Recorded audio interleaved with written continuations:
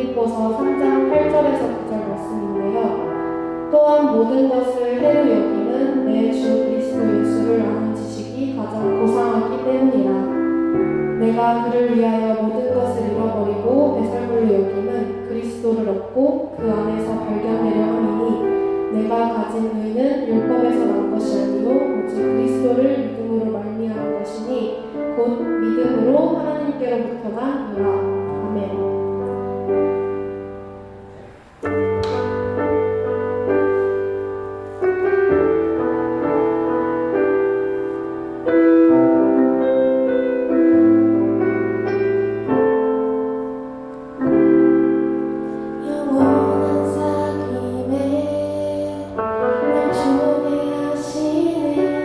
주님을 누리며 사는 것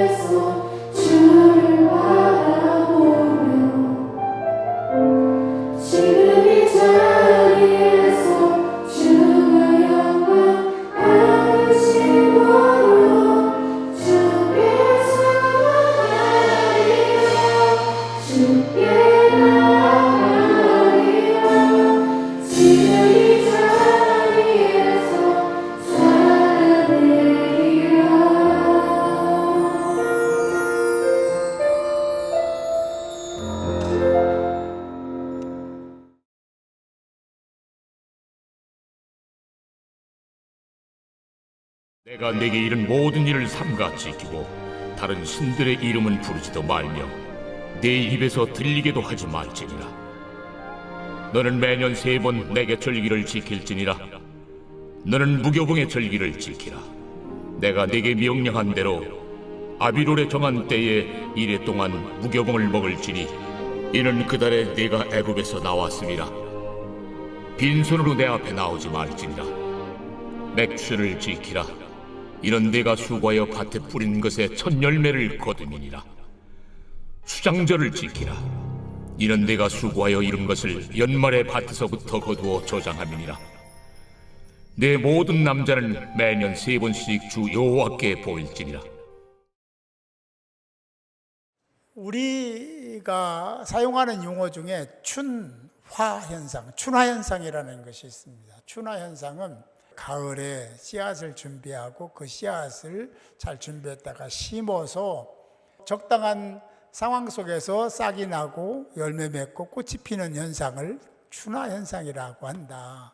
그러나 넓게 보면 봄에 꽃이 피는 것, 그런 현상을 춘화현상이라고 이야기를 합니다. 그 꽃은 사실은 그냥 피는 게 아니라 그런 과정이 있어야 되고 기다림이 있어야 되고 그런 고통이죠. 그런 과정들을 다 거치고 난 다음에 꽃이 피더라. 오늘은 맥주감사주일, 맥주절입니다.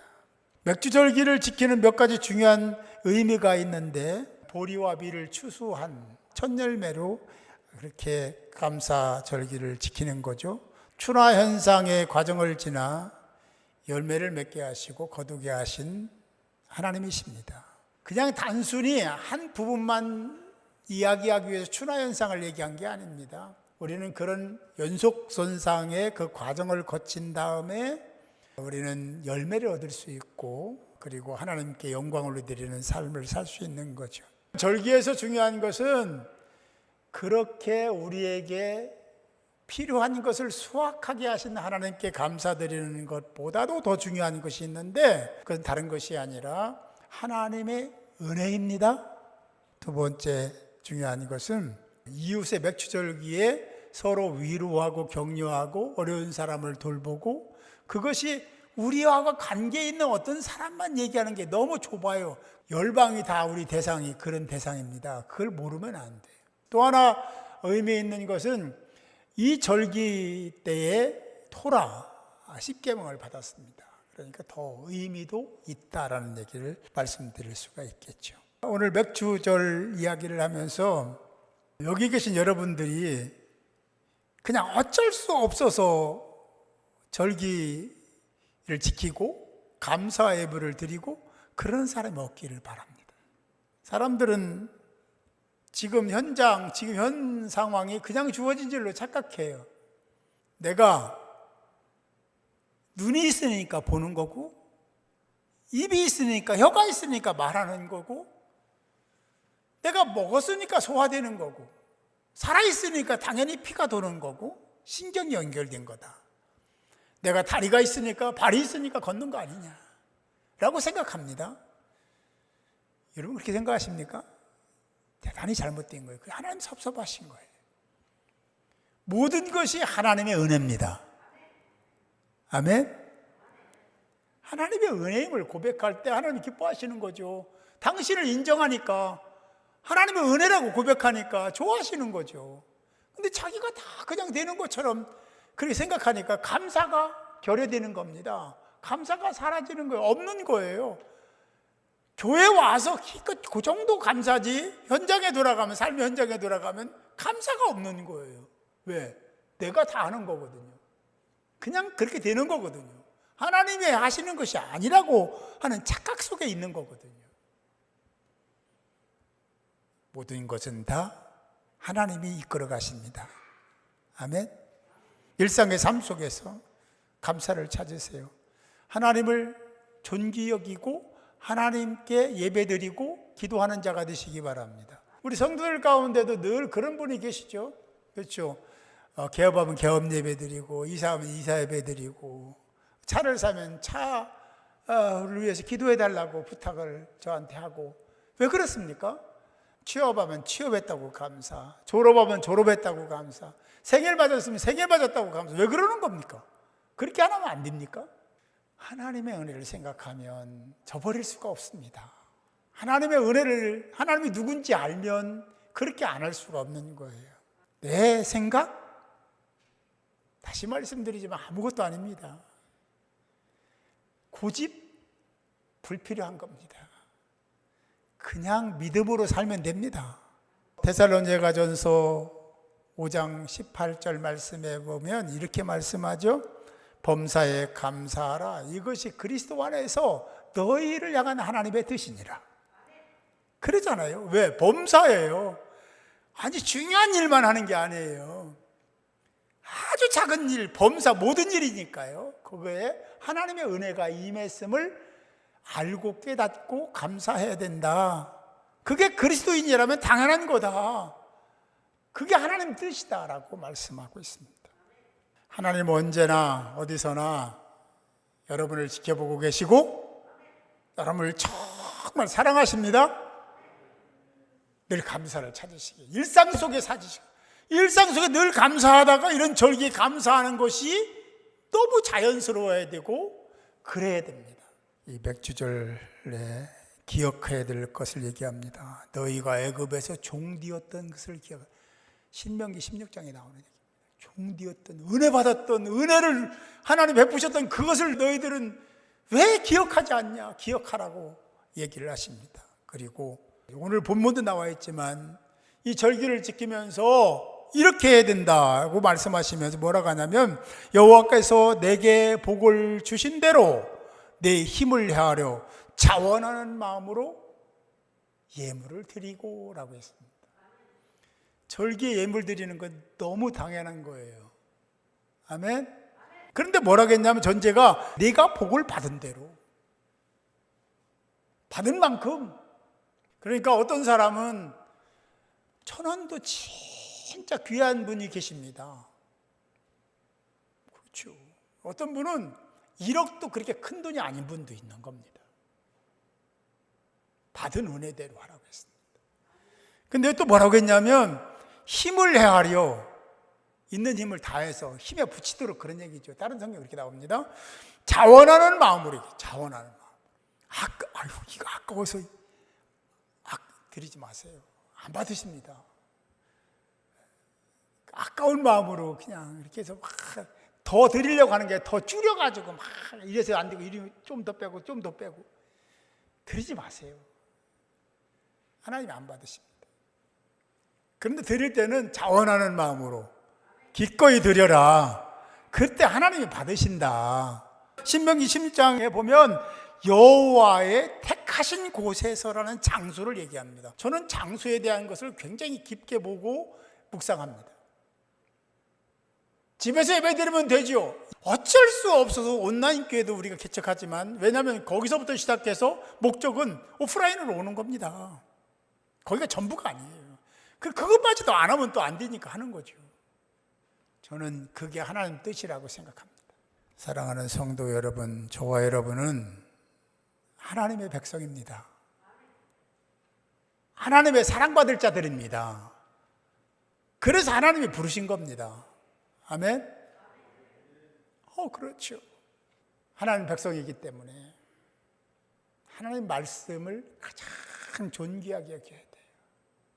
그 어떤 것보다도, 내 자존심보다도, 내 명예보다도, 내 권세보다도, 내 사업보다도, 내 자신보다도 먼저 그의 나라와 의를 생각하는 자가 되어야 될 줄 믿습니다. 이 절기에 우리가 다시 깨닫고, 우리가 추구하고 세상 사람들이 원하는 그것들과는 좀 관계가 없는 더 차원이 높은 다른 가치 속에 하나님 명령에 대하여 아멘 신앙으로 받아들이고, 그리고 이 맥주절도 그런 하나님의 명령임을 알고 지키고 행하는 자들이 되시기 바랍니다. 감사와 찬양은 신앙의 최고의 열매입니다. 감사와 찬양을 회복하시고 신앙을 잘 유지해서 하나님께 기쁨이 되는 복된 자들이 모두 되시기를 주님의 이름으로 축원합니다. 지금은 우리 주 예수 그리스도의 은혜와 아버지 하나님의 만극하신 사랑하심과 성령의 감화 감동 충만 역사하심이 오늘 맥주 감사 주일 예배를 드리며 그렇습니다, 그렇게 하겠습니다라고 작정하고 나아가는 사랑하는 성도 한 사람 한 사람의 인생 여정과 그 가정과 하는 모든 일들 속에, 그리고 이 교회와 교단과 민족 위에 이제로부터 영원토록 함께 하옵시기를 간절히 축원하옵나이다.